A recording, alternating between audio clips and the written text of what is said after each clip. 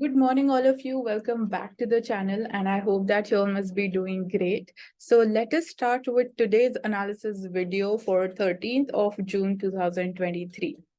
So, first, we are having the news about retail inflation. So, definitely, this is from GS3 Economy.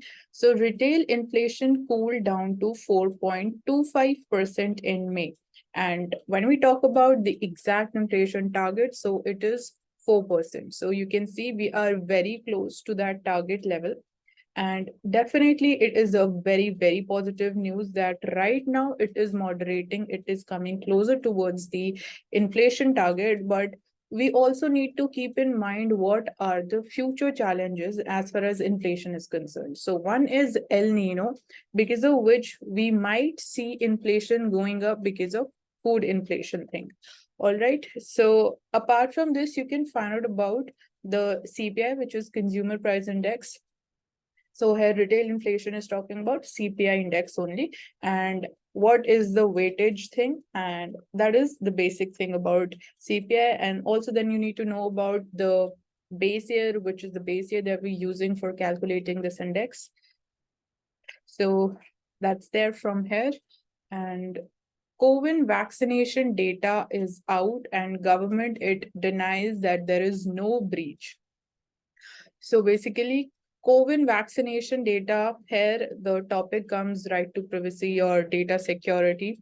And then there is also the draft bill. So you can just go through its important features, what it is talking about, although it is not yet a law, but it is in the draft stages. So here Union IT Ministry says that breached data were previously stolen, but that was not from COVID portal. Okay, it was not from COVID portal, but the data was breached. So Indian Computer Emergency Response Team is set to investigate the issue and submit a report. So here certain its role, its functions, when what is formulated, all of that becomes important. So COVID platform or the portal, according to the Health Ministry, has adequate safeguards for data privacy.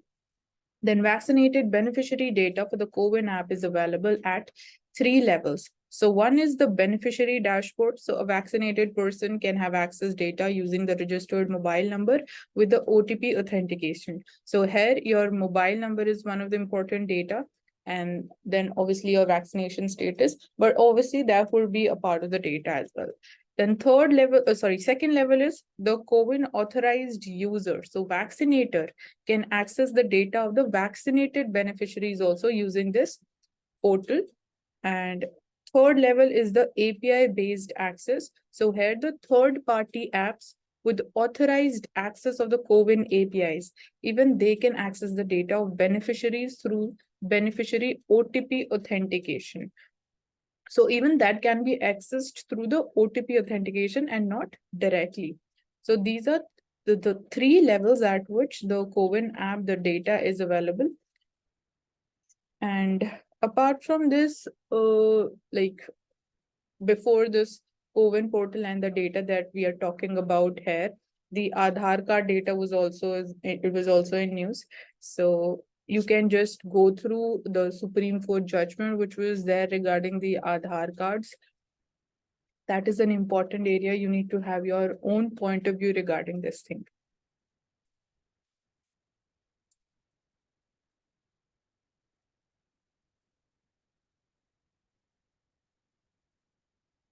So, right to life includes the right not to be tied down by casteism, as per the High Court. So, High Court has directed the CBSE to comply with the request of two brothers belonging to the scheduled caste community to update their father's surname in their class 10th and 12th certificates. So, in a plea before the court, the siblings they said that the father had decided to change his surname from Mochi to Nayak due to the caste atrocities suffered by him. So the petitioners, they were successful in getting their father's name changed on his Aadhaar and PAN cards. The CBSE has denied their request for the name change. So right to life includes the right to live with dignity, which includes the right not to be tied down by casteism. So this is basically derived from your fundamental right to life.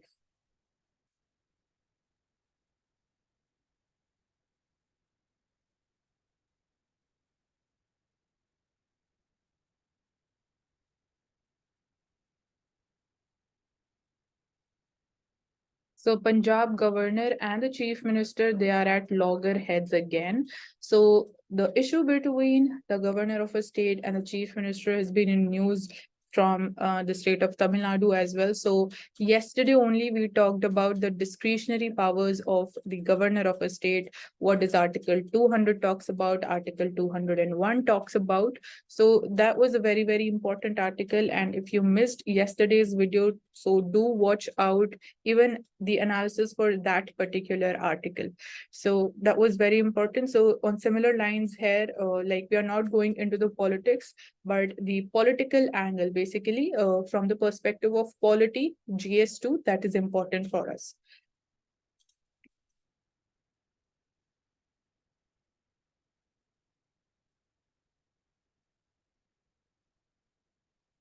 So farmers, they blocked the National Highway 44 in Haryana over sunflower MSP. So the basics about MSP, who decides which is the formula used to decide MSP, what has been the trend, for which crops MSP is not provided, you need to be aware about that. So here the issue is regarding the MSP for sunflowers. So scores of farmers in Haryana's Kurukshetra, they blocked NH44 demanding purchase of the sunflower at MSP among other demands. So farmers, the members of the Cubs and the sportspersons, they gathered for a Mahapanchayat called by the Bharatiya Kisan Union at Pipli town near NH44. And after this Mahapanchayat, the farmers, they gathered on highway and blocked it. So farmer leader Karam Singh Mathana said that since the state government has not been paying any heed to their demands, they've been forced to block the highway.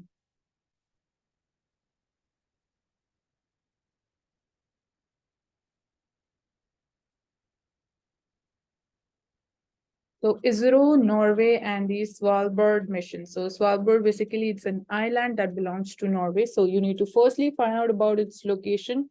That is important from the perspective of world mapping. So here on November 20th, 1997, a Rohini RH-300 Mk2 sounding rocket rose to skies from Svalbard, Norway, operationalizing a new rocket launching range there. So the solid propellant powered rocket that was shipped from India for the launch, while four senior hands of the ISRO, they were specially flown to Norway to make sure everything went off all right. So that is there. We've talked about the name, the Rohini mission between ISRO and Norway. And then Svalbard, the name is Svalbard mission. And as I told you that there's an island by this name.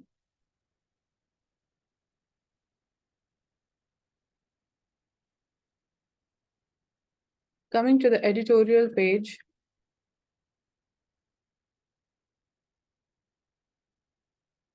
e-education platforms and their generative AI chapter.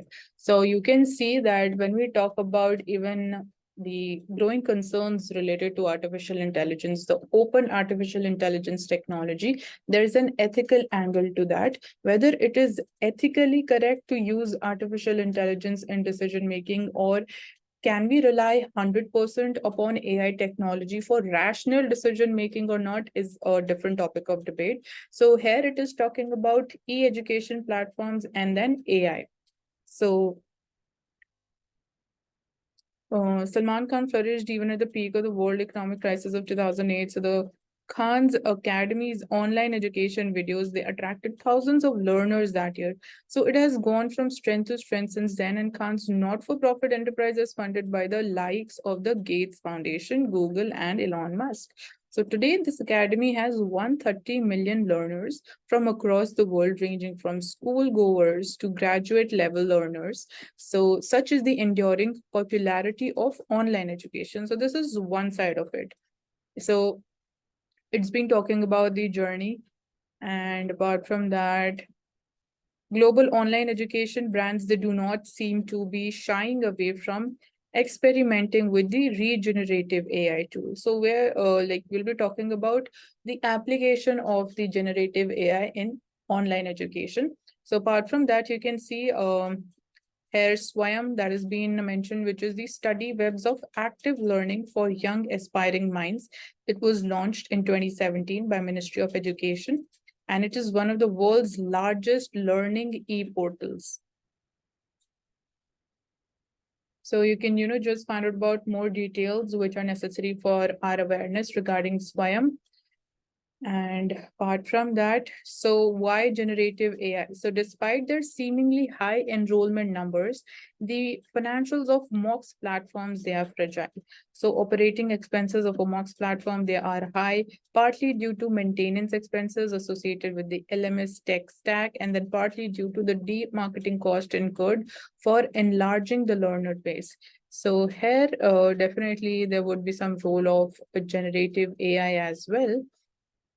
So here we see the factors, perhaps whatever have been mentioned over here. They explain that why Coursera, edX, and Khan Academy, they have gone in for regenerative AI. So when these different terms are mentioned, like generative AI, open AI, regenerative AI, you need to know about the difference between all three of them. So edX ChatGPT plugin that helps the aspiring learners to successfully locate the platforms and courses that suit their requirements. In Khan Academy's chat box, which is named as Khan Migo, it challenges the learners with thought-provoking questions, while edX Expert and Coursera's AI Coursera Coach, the function as virtual assistants that the answer queries provide feedback on the assignments or generate quick summaries of the voluminous content and swiftly turn out the exam scores. So this is how the generative AI, it is being used in the education platform. So you can see how AI, it is like when we talk about the education sector or even in other workspace areas in the private sector, how it is basically reshaping the working environment. And then again, we need to go one step further by thinking about what are the possible challenges. Is it right to rely upon this kind of technology? Because whatever would be the result of the search using this technology, can we rely upon that or not, is the main question. So in India, when we talk about India's Swayam, that has yet to spell out its approach to AI. And however, this platform, it is in for interesting times, and Swayam user community will drastically scale up by 2025. So there are some forecasts regarding that.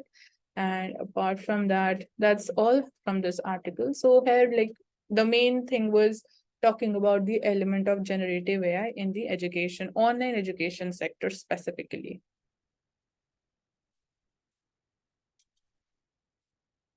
Now, this topic has been in news from a long time. So, same-sex marriage, the question of morality versus equality, this is one dimension to it.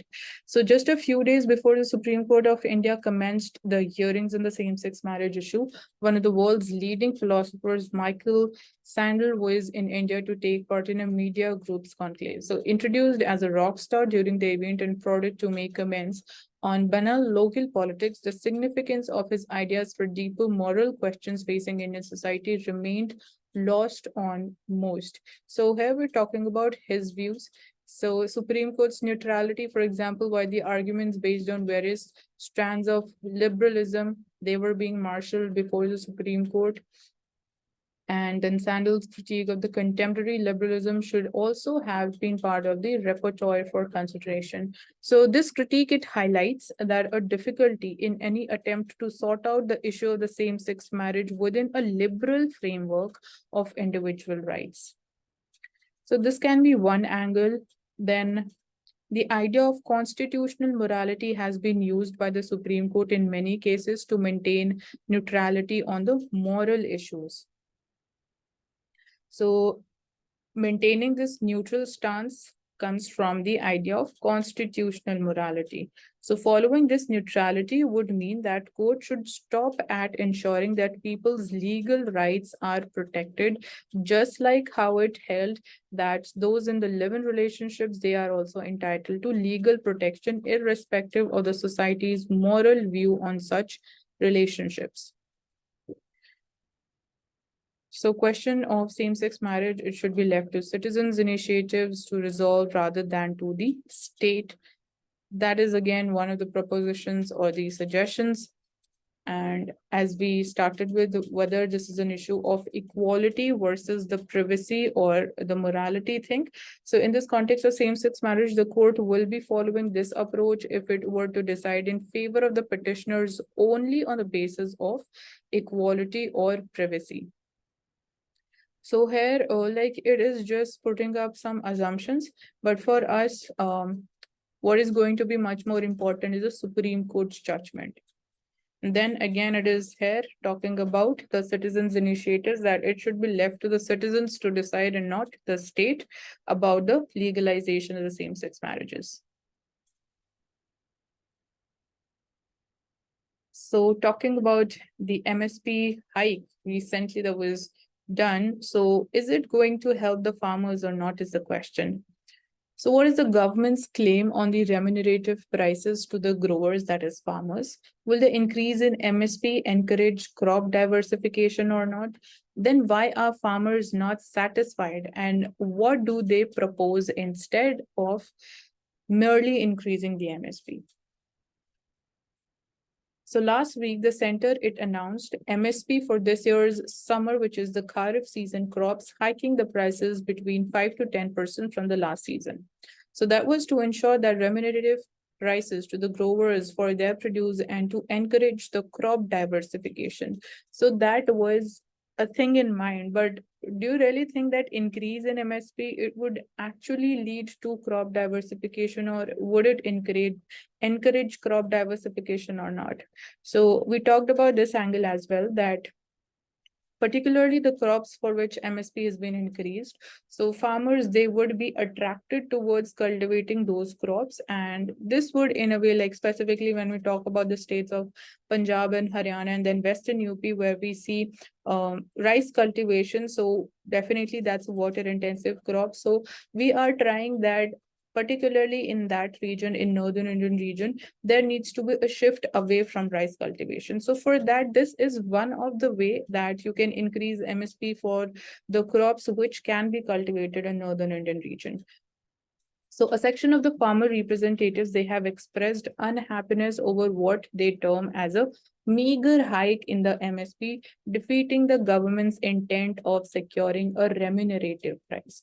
So farmers, they believe, or why they are unhappy is the reason that whatever has been the increase done by the government in MSP, that is very small amount, and that is not going to help the farmers much, because here it is mentioned that it has been increased by 5 to 10%. So that is between this range. So that is not seen as a massive height. So on the other hand, the government domain experts, they believe that an increase in MSP may give a slight respite to the growers, but they also argue that in the absence of any dependable or assured market mechanism of procurement purchase for the crops on the MSP in the most parts of the country, the purpose of encouraging crop diversification, that gets defeated. So this is coming from the agricultural experts. So how does actually MSP work? So MSP, which is a part of the government's agricultural price policy, it is the price at which the government offers to procure the farmers' produce during the season. So that's the basic definition for what like MSP is announced for. So it works as a tool to stabilize the production and to control consumer prices. Yet the farmers across the country, they have been facing problems of selling their produce at MSP. So that is one of the challenge, that merely announcing the MSP is not going to solve the problem. So delays in establishing the procurement centers, that is another challenge. Then exploitation at the hands of commission agents, who most of the time they buy the produce from the farmers below the MSP, and a lack of awareness about the MSP among a large section of the farmers is another challenge. Then against this background, farmers, they have been demanding a legal status to the MSP. So right now, MSP, it is not having the legal status, and that is part of one of the demand of the farmers. So government, including the center and the states, they ought to come up with a system to set up an assured market mechanism, point out farmers. So the MSP has little meaning unless farmers produce, that is procured or it is purchased at the assured MSP price. So again, merely announcing or things being on paper is not going to help. You need to ensure it's effective implementation as well. So what is the government's announcement? We're not going into much detail of that. Why are the farmers worried? See, in this section, we talk about some of the challenges on like general basis. Now we're particularly talking about the concerns of the farmers. So several farmer outfits, they have expressed their discontentment over the latest MSP for the summer crops, terming it as insufficient. So the recent MSP hike is insufficient according to the farmers. And MSP is like they declared that MSP is unfair, it bellies the hopes of the farmers and inflicts huge losses in their incomes. So rising input cost coupled with the unfair MSP will push large sections of the farmers, especially the small and the marginal farmers, as well as the tenants into indebtedness or into losses. So because we are seeing that MSP is not increasing in proportion to the rate of increase of input cost, so that's why it is basically it would be like not helping the farmers much, and specifically the small or the marginal group would be indebted because they will have to borrow money from somewhere else, and that would ultimately result into loss and pressure upon the farmers. Then here, even the formula has been mentioned that MSP should be based on Swaminathan Commission's formula of C2 plus 50%. So that is one of the demands. And also the government needs to make MSP a statutory right of the farmers. Farmers, they need to have an assurance that their crops will be purchased at MSP to survive in the otherwise economically unsustainable agricultural sector. So this portion is talking about what more needs to be done.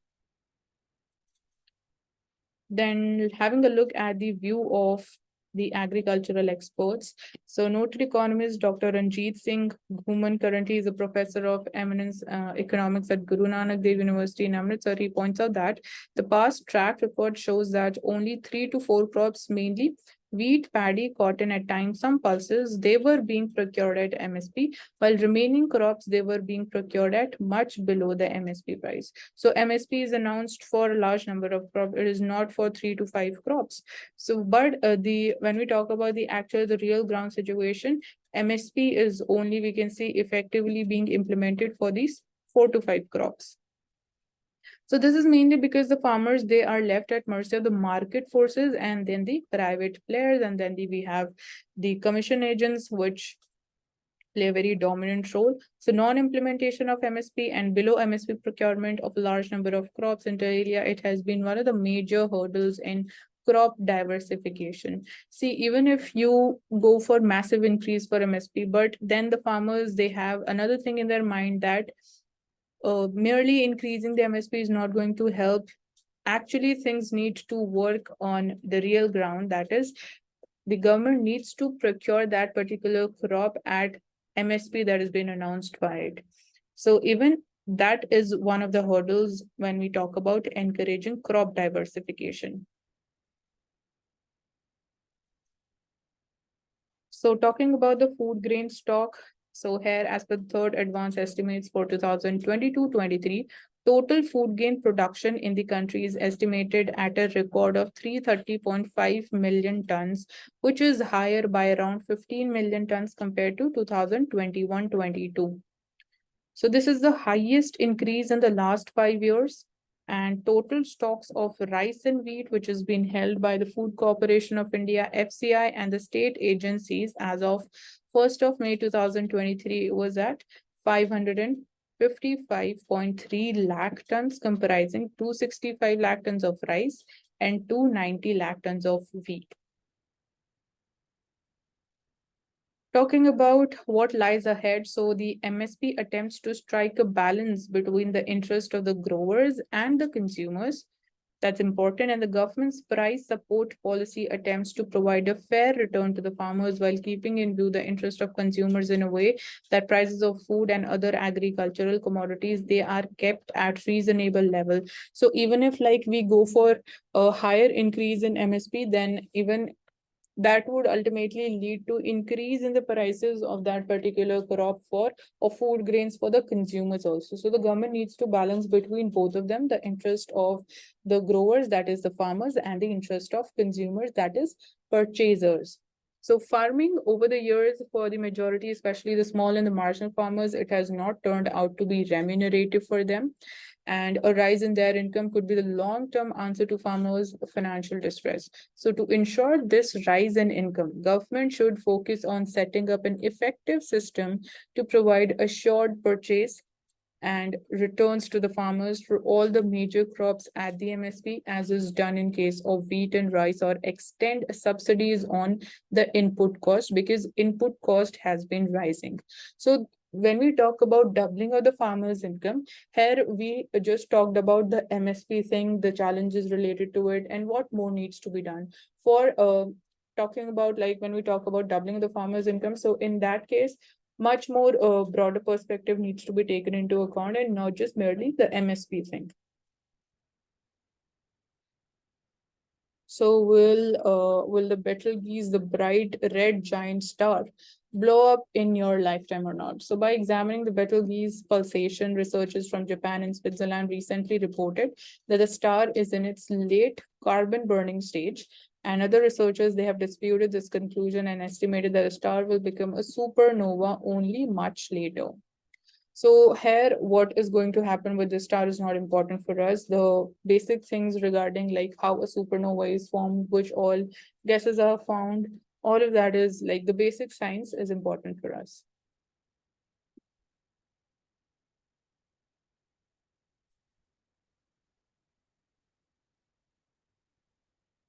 So Prime Minister is to say that COVID-19 geopolitical tensions affected the development in India. And definitely that's true at the global level as well. So development in the global south was impacted by the geopolitical tensions. Now you need to know about in detail what geopolitical tensions he's been talking about.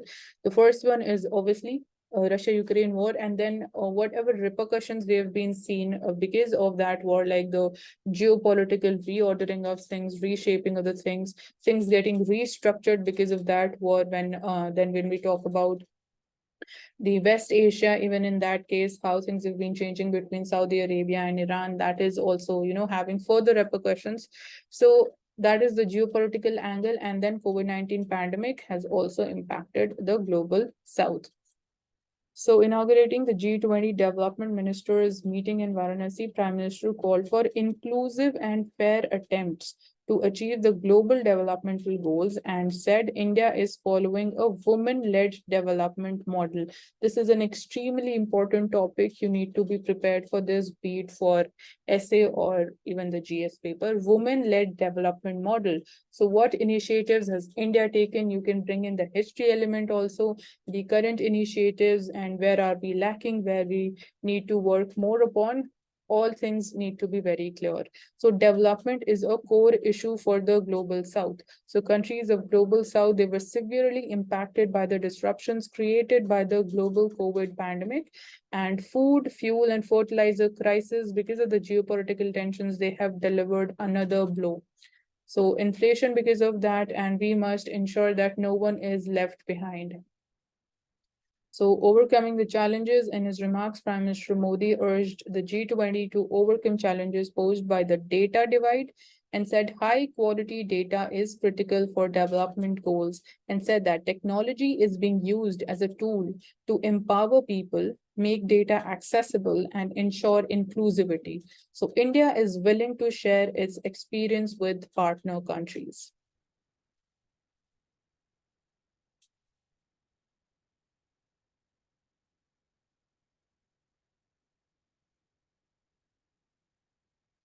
So Biparjoy cyclone, Gujarat braces for the cyclonic storm, and Prime Minister reviews the preparations. So whenever there's a natural disaster, so what are the important steps to be taken when we talk about, are we really prepared to deal with it or not? Are we really prepared to handle the situation? And after the disaster, what all steps are required for rehabilitation and rescue? So over 7,000 people from vulnerable areas, they have been shifted to temporary shelters. So that is one of the preparatory steps. And state and central authorities, they have deployed 21 teams of NDRF and 13 teams of SDRF. So that is another step. These have been in the coastal districts. So railways is going to cancel many trains as well. So you need to take into account the local things much more. Like here, they've talked about cancellation of the train. So that's important. So airfares, they have been down by 60%, and that is likely to fall further also, as per the Union Minister of Civil Aviation. So the war of words between the Union Civil Aviation Minister and the senior Congress leader over the surge in the airfares continued, with the former saying that there have been a considerable decrease in the fares after the intervention of the government. And there have been talks going on about devising a particular formula or a system or a process through which we'll be able to ensure that the airfares, they do not surge much.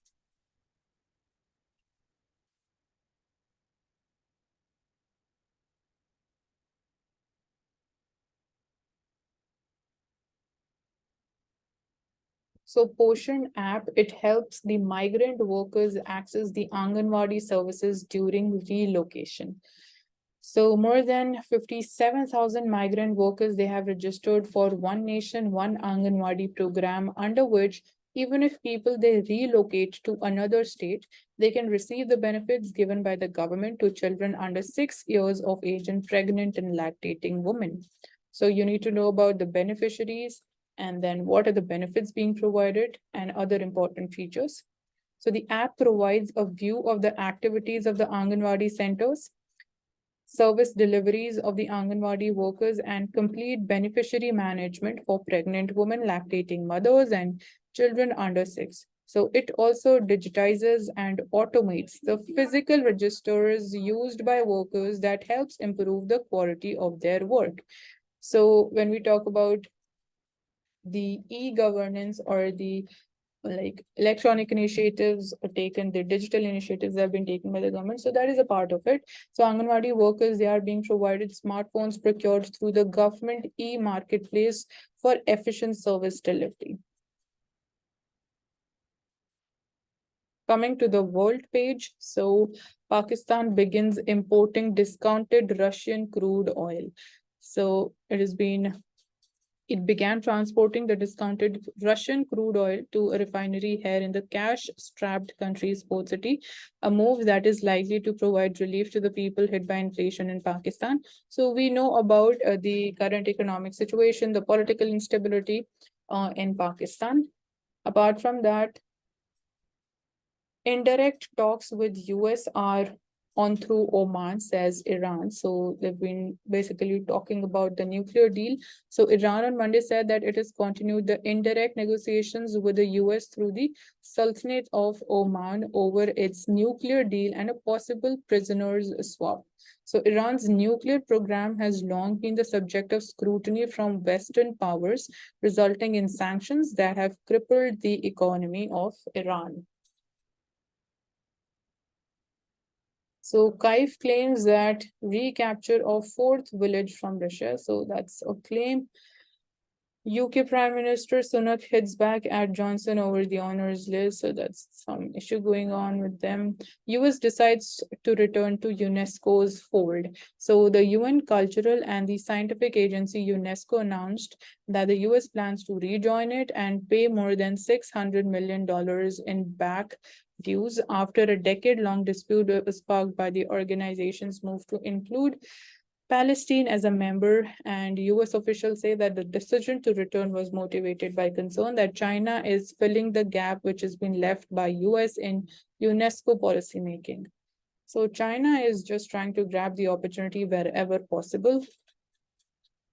Coming to the business page, so April industrial output grows at 4.2%, rises from 5 months low.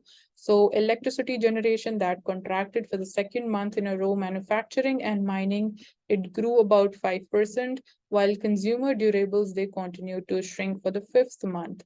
So hesitant climb, we are not seeing, much increase in the domestic demand. So April's growth is still reflected the second slowest uptick in the 6 months.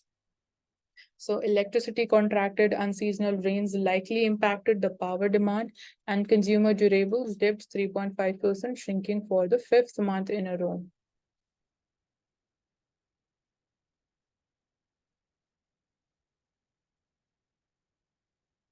So multi-pronged policy is must for growth. So RBI's Deputy Governor MD Patra has pitched for a multi-pronged policy response to reignite and sustain productivity and growth at a time when multiple factors that can influence the economy are at work.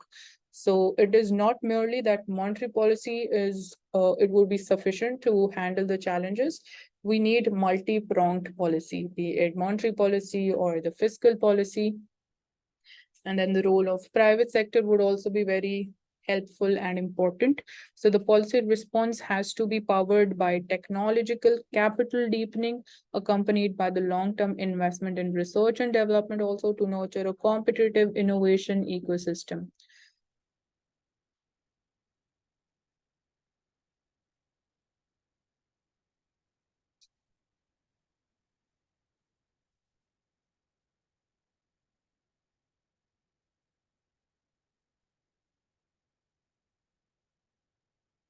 So when we talk about the Indian cricket, so honest self-assessment and tough calls is the need of the hour. So this is even applicable to all the UPSC aspirants as well. Honest self-assessment is very important if you need to keep improving with time, and tough calls. You need to decide what is the current priority in your life. So it fits into the situation as well. Coming to the Mint newspaper, so here, firstly, we are seeing El Nino and other factors behind the hike in MSP. So we have already taken up in detail about MSP today, and also when we talk about El Nino, that also we have discussed before that what is El Nino, how it is basically formed, and then what is the impact of an El Nino. So government has announced a higher than usual hike in the MSP for the Kharif crops, but that is a meager increase. Coming ahead of the general elections next year, the hike seeks to strike a balance between farmer and consumer interest amid an El Nino threat.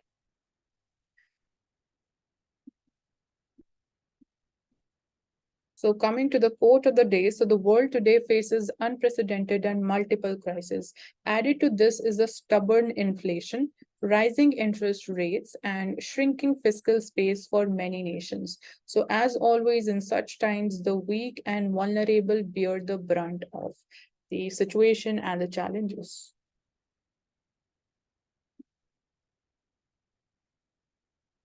So here we are having the progress card of India versus Asia over the past decade. So which all factors are we going to analyze that is important, and what has been India's growth vis-a-vis the entire Asia. So as the global economy shows signs of recovery, the attention is turned to India, which grew by 7.2% in the last fiscal year, beating the estimates.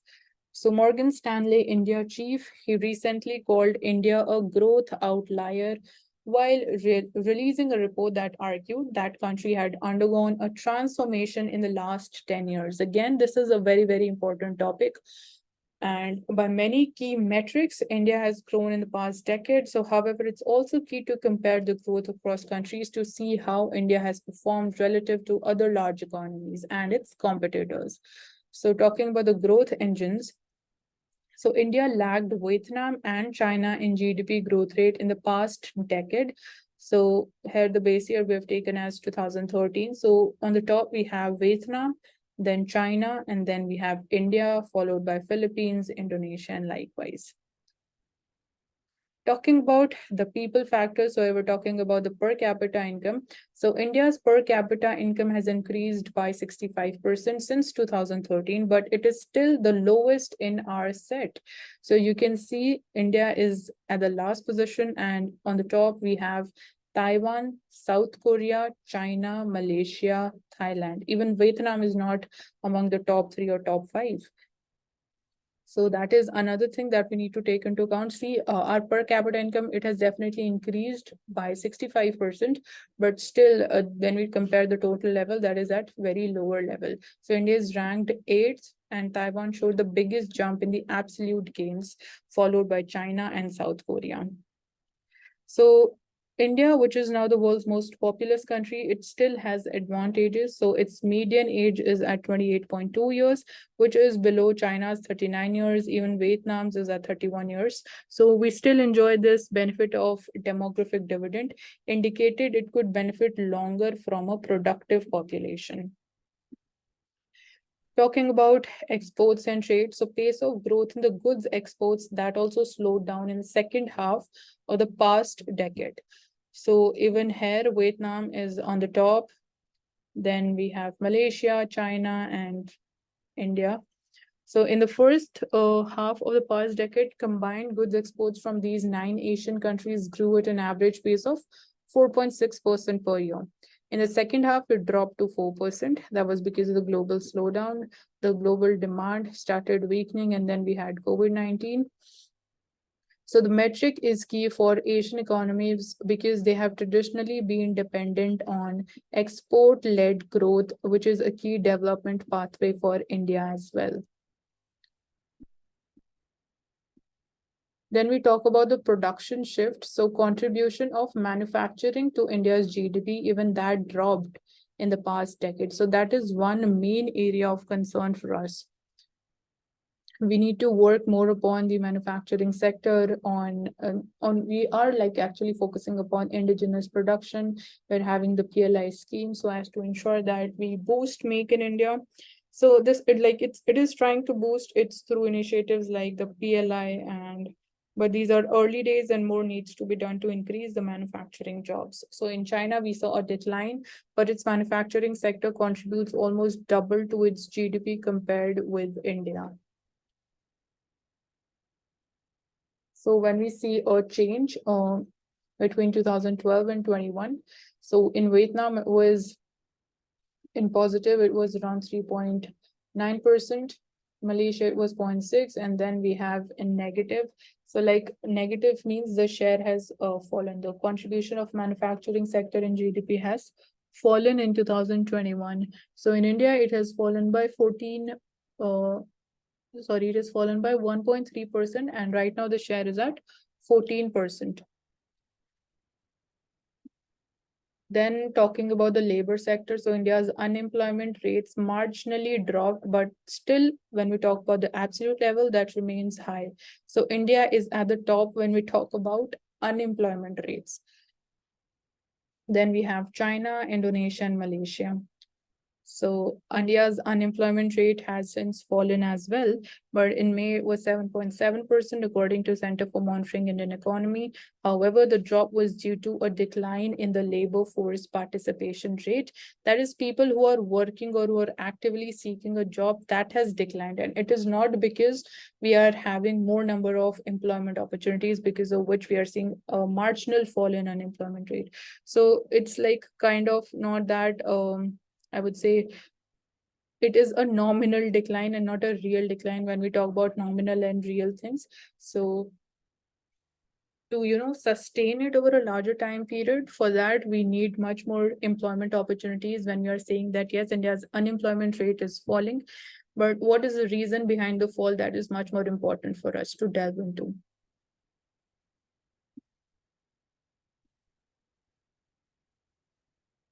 Coming to Financial Express newspaper, so inflation cools and the index of industrial production rises. So GDP reaches the $3.5 trillion mark. So calling India a bright spot in the global economy, Finance Minister said India's GDP has touched $3.75 trillion mark in 2023. So here we are having the graph as well, and this is for IIP. So CPI is at 25-month low in May, and IIP is increased by 4.2% in April.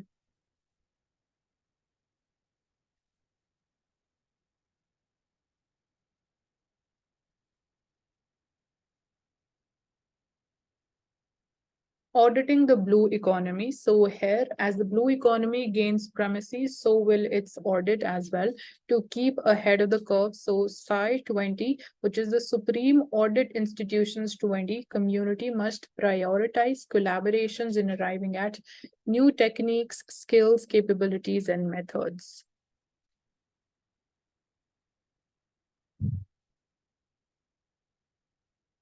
So imported coal-based power plants told to run at full capacity for 3 more months. So one thing is clear that yes, India imports coal as well, because there are such type of questions in the examination where we get confused that do we really import coal or not? Yes, we import coal, and then you need to find out about what is the quality or what is the nature of coal that we find in India. So when we talk about the food inflation in particular, so in the month of May, food inflation declined to 2.9%. So it has been lowest since November 2021. So here we are having for different food grains for wheat, rice, banana, milk, and jeera, which is the cumin seeds. And for onion, potato, tomato, brinjal, and mustard, it has declined. And for wheat, rice, banana, it is, you can see for these top three, they have increased. So stock limits on wheat for the first time since 2008. So inflation in cereals, again, we are having it for different time periods for three different cereals. So to bring down the cereal inflation that has been in the double digits for the past many months, the government on Monday imposed the stock holding limits on wheat till March 31st, 2024, a step last taken in 2008. So to, control the prices of wheat, not just wheat, yeah, it is talking about wheat only. Stock holding limits on wheat till March 31st, 2024. The government has taken a decision to impose these stock holding limits.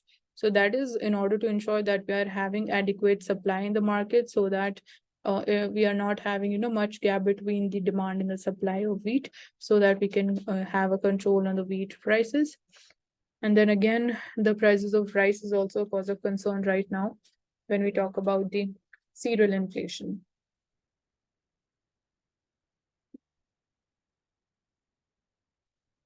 Coming to Indian Express newspaper now, so we are just going to take up the topics that have not been repeated so far in today's discussion.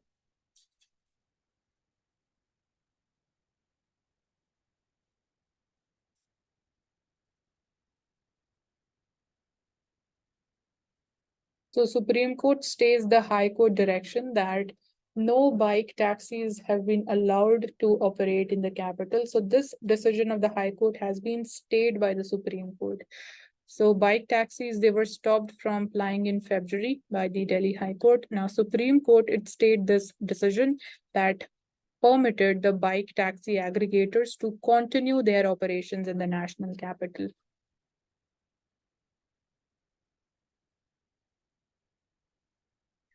So the bike taxis, they were challenged uh, by the GNCT under the Motor Vehicles Act of 1988, disallowing the bike taxi services in the National Capital Territory.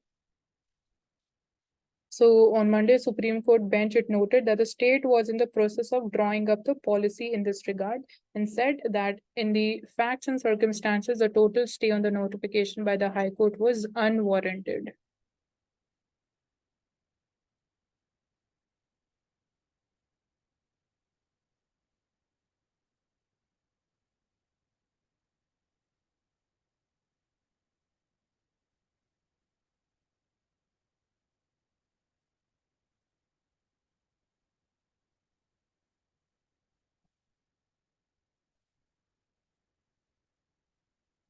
We have already talked about what did the Prime Minister has to say, the G20 event being held at Varanasi.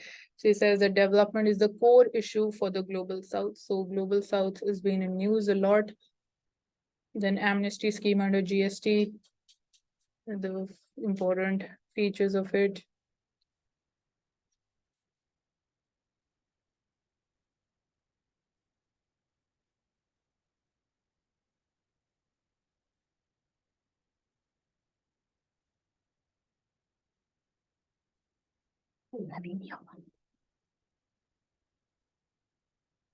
Then here we're talking about the Rozgar Mela. Youth empowerment has opened the doors to countless opportunities. So for fulfillment of the resolution to provide 10 lakh government jobs in a year, distribution of appointment letters to the appointees. So the features, women, Divyangjans, and candidates from the aspiring districts, they will be specially benefited. All the recruitments, they are being done through agencies like UPSC, SSC, Railway Recruitment Board. Simple, fair, and transparent selection process is being followed. Karmyogi Prarambh module for the online training of all the new appointees, and continuous monitoring of the vacancies and recruitment process through special online system.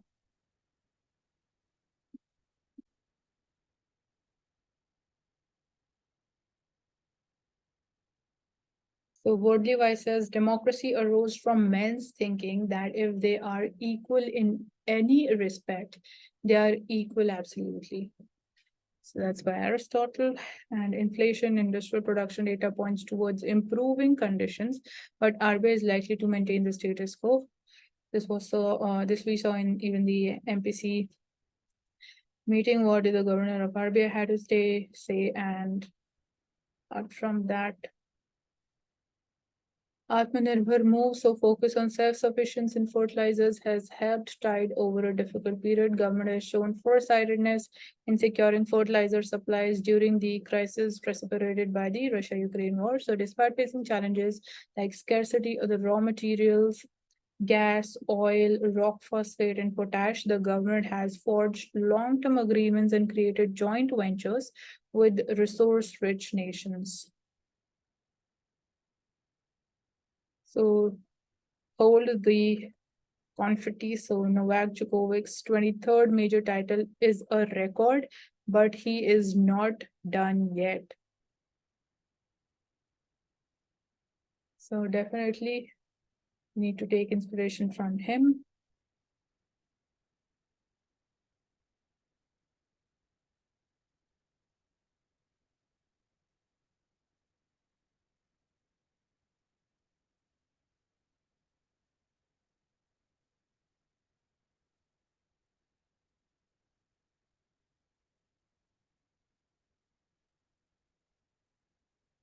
Moving further.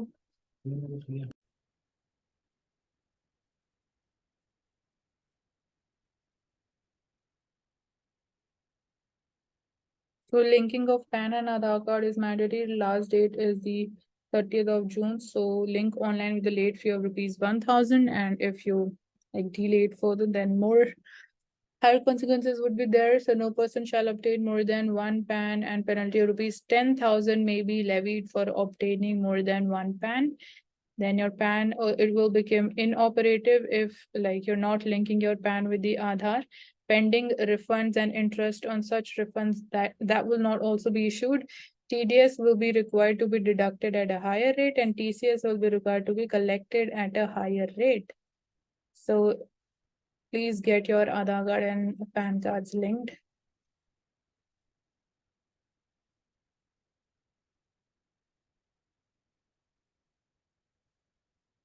Coming to the explain page, so COVID data leave, why the government response raises the questions. So what did the center had to say on this incident? So Health Ministry press release first lays out 3 ways in which data on COVID, it can be accessed. We have already noted that down. So then it claims that without an OTP, data cannot be shared with the Telegram bot. And some reports said that the bot also showed people's date of birth, but the ministry said that the COVID only collects their year of birth and that there is no provision to capture a person's address on COVID. So it also said that there is one API that has a feature of sharing the data by using just a mobile number linked to the Aadhaar. However, even this API is very specific in the request. They are only accepted from the trusted API, which has been whitelisted by the COVID application. So was there a breach or not? So ministry is not explicitly clarified whether or not the COVID database was breached recently or in the past. Its entire explanation hinges on the fact that the only way to access COVID system is either through an OTP or through a vaccinator whose access is logged.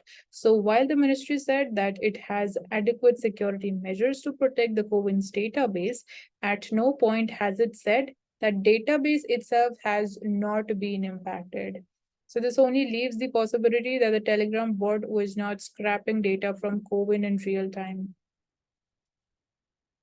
So what is the next thing? So Health Ministry had asked Certain to investigate, and The national data governance policy has been finalized, so which will create a common framework for storage, access, and security standards. So queries have been sent in to certain on this issue. They did not elicit a response on it. So a reality check for the middle class. Estimates of India's middle class are as many as the number of people engaged in this quest. So perhaps this is because of lack of clarity on what characterizes the middle class must have to qualify for the label. So for us, what is important is the middle class trap and middle income trap. So how how it would lead to a middle income trap, and then what steps we need to ensure that are we taking on a sustained basis or not, in order to ensure that India do not get trapped into that middle income trap. So here we have this data for the genuine middle class, much smaller than most popular estimates. So here we are having the deciles of the 10% slabs of the households based on the annual household income. So income based criteria, D1 is for the lowest. So World Bank global income group definitions, the World Bank has its own different definitions.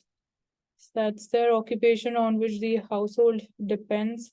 So regular salaried job in private sector, the 10%, the highest reliance is in the 10%. So 10% slabs of the household which are based on the annual household income. So D10 is the richest 10% household that depend upon the regular salaried jobs in the private sector.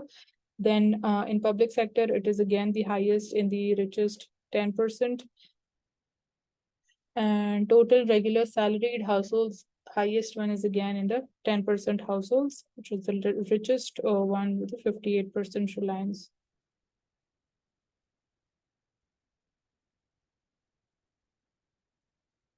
So in the middle income category, which is the D7, when we talk about the agriculture self-employment, highest reliance is in this middle income households.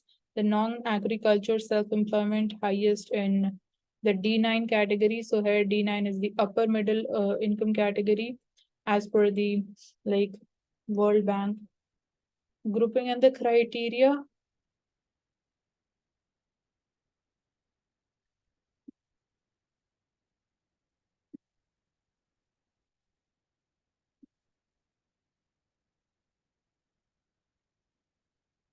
So man acquitted of rape of dead woman. What IPC says on necrophilia. So what was the case on June 25th? 21-year-old woman was returning home from the computer class when she was attacked and killed by the convict, who then raped her body. So after the police filed a charge sheet, the sessions judge found the charges for the offenses of murder and rape under section 302 and 376 of IPC. So Sessions judge found that the prosecution had proved beyond reasonable doubt that the accused committed murder and subsequently raped the victim's body. So accused was sentenced to rigorous life imprisonment and asked to pay a fine rupees 50,000 for the murder. So for raping, okay, so 50,000 fine for murder. It's like shocking. So for raping the victim's body, he was sentenced to another 10 years of rigorous imprisonment, fine rupees 25,000. Consequently, an appeal was filed before the Karnataka High Court also. So what did the High Court had to say? So careful reading of these two provisions of the IPC makes it clear that the dead body cannot be called as human or person. So after murdering a person, you can rape. This is what our law says.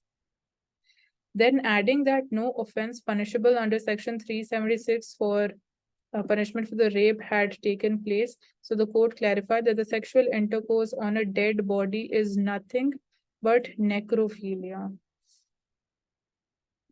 So definitely it requires some changes. So what is actually necrophilia? So Karnataka High Court, it is observed that necrophilia is a morbid fascination with the dead and the dead, and more particularly an erotic attraction to the corpses. Psychosexual disorder is called necrophilia.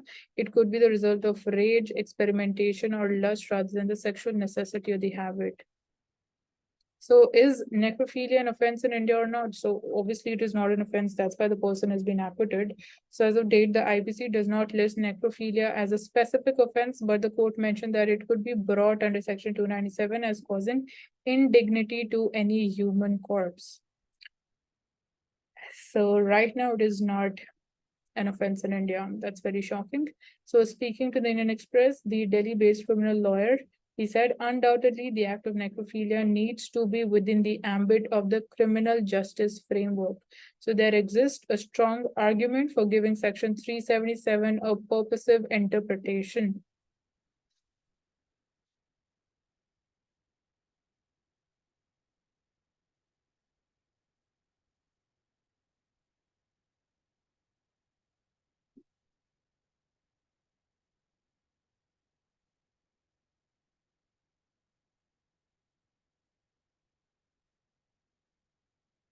So again, one of the applications of artificial intelligence technology. So the Comptroller and Auditor General of India has to say that they're looking for ways to adopt AI into the audit techniques for effectiveness. Again, it's a debatable issue. So whether we need to rely upon this or like how much would be the degree of reliance, that is a much more important aspect. So like using AI is not a problem. Up to what extent you are relying upon that is the question. So meeting of the I-20 engagement group under the India's G20 presidency that was recently held.